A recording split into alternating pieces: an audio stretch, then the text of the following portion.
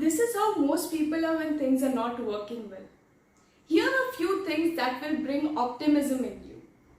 Try observing things around you, whether it be the device that you're using, the nature, or even the tools which you're using. Say example, the chair or the table or anything. All of that will bring in the positivity in you that when these things are working out, I will also do it better and things will work out for me.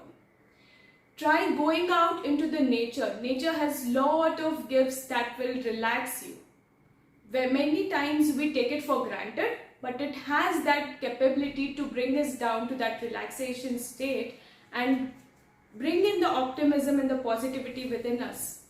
Via the birds, the winds blowing, the ants or the tiny animals, anything that you see in nature is going to bring in positivity and optimism.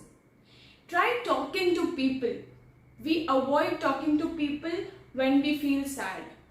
At least those who are introverts do that. Don't do it this way. Try talking to new people. Try connecting with people you already know. People who understand you. And that will bring you many things that you were not aware of.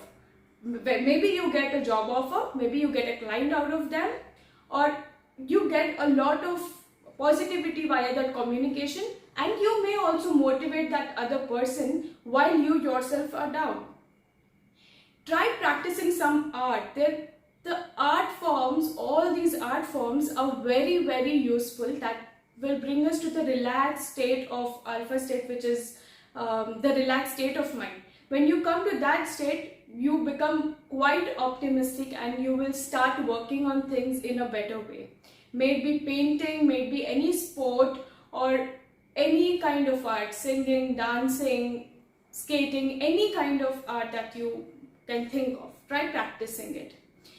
Then try listening to music which is motivating and relaxing. That will also bring you to the alpha state of mind. And that is when you will start getting into the flow state where you can focus on things with positivity. Then also you can think of things that have worked well in past. There were a lot of obstacles.